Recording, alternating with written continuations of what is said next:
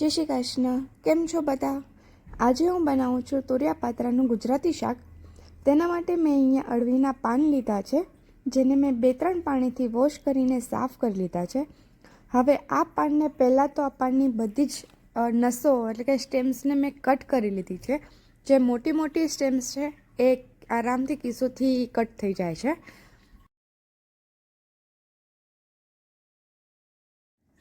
તમે જોઈ શકો છો કે આ પાનની નસો, જે મોટી નસો હતી એ તો નીકળી ગઈ છે, પણ જે નાની નાની નસો છે એને હું રોલિંગ પિનથી એને રોલ કરી દઈશ.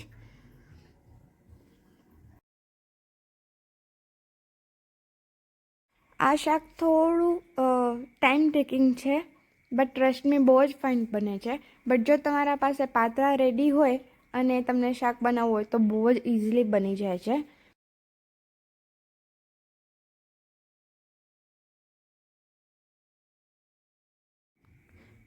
તમે જોઈ શકો છો કે અહીંયા મેં આ પાન રેડી કરી નાખ્યું છે. બસ આ સેમ પ્રોસેસથી મેં બીજા 4 થી 5 પાન આમ જ રેડી કરીને રાખ્યા છે.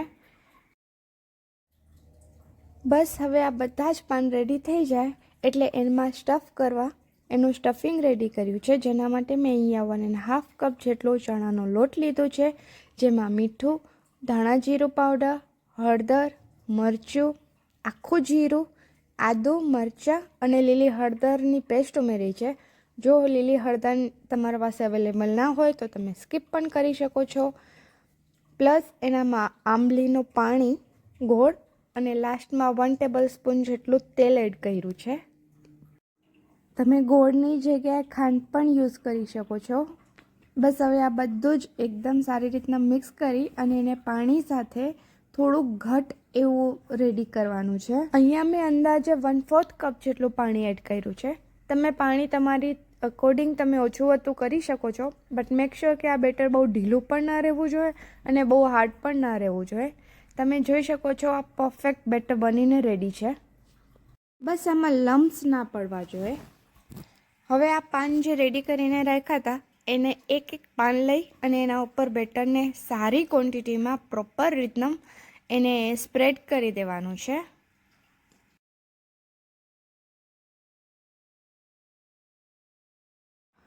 અહીંયા પાનમાં બેટર લગાવાઈ જાય એટલે સેમ પ્રોસેસથી બધા પાન એસેમ્બલ કરવાના છે અને એના ઉપર સેમ પ્રોસેસથી બસ બેટર લગાવતા જવાનું છે.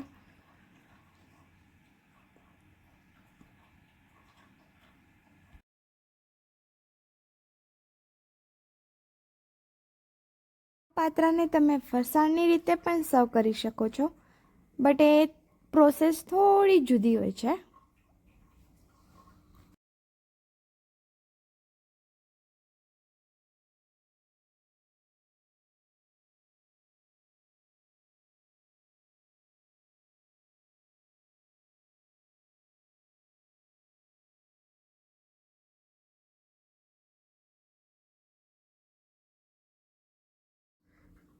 અહીંયા એક પાન ગોઠવતા જવાનું છે અને બેટર સ્પ્રેડ કરતા જવાનું છે.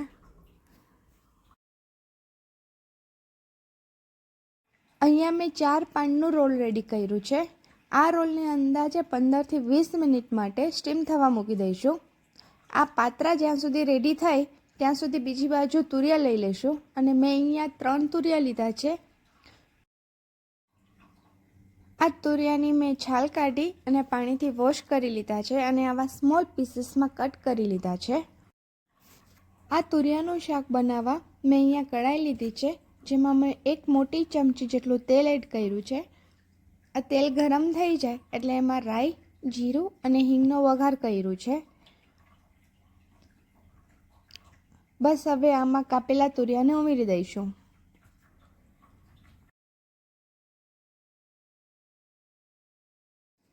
અહીંયા મેં હળદર, મરચું અને ધાણા જીરું પાવડર નાખ્યું છે અને સારી રીતના મિક્સ કરીને થોડીવાર ચડવા દઈશું.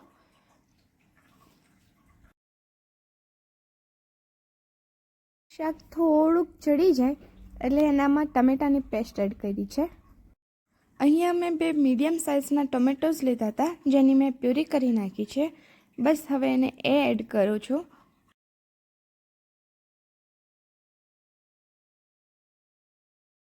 આ શાકમાં મીઠું નાખી ઢાંકીને થોડીવાર માટે ચડવા દઈશું.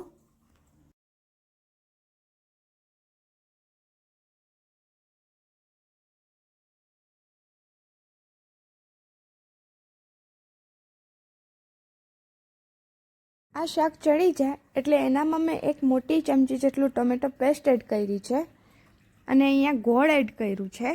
આ ટોમેટો પેસ્ટ કમ્પ્લીટલી ઓપ્શનલ છે, જો તમે ના નાખો તો પણ ચાલે, પણ મેં અહીંયા રસને થોડુંક ઘટ બનાવવા મેં અહીંયા ટોમેટો પેસ્ટ એડ કરી છે. અહીંયા હું થોડું પાણી એડ કરું છું અને એને 2 થી 3 મિનિટ માટે ઉકળવા દઈશ.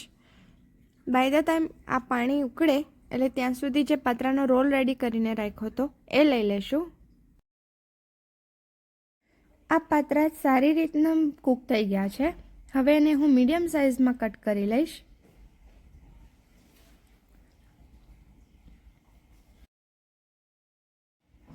તમે જોઈ શકો છો આ પાત્રા અંદરથી પણ બહુ સારી રીતના કૂક થઈ ગયા છે.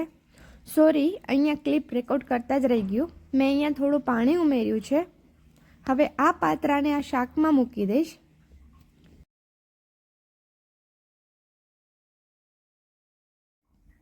બસ હવે આ શાકને મિક્સ કરી ઉપરથી ધાણા નાખી દઈશું અને આ તુરિયા પાત્રાનું શાક તૈયાર છે. જોઈને જ મોઢામાં પાણી આવી જાય અને 2 રોટલી વધારે ખવાઈ જાય એવું શાક છે.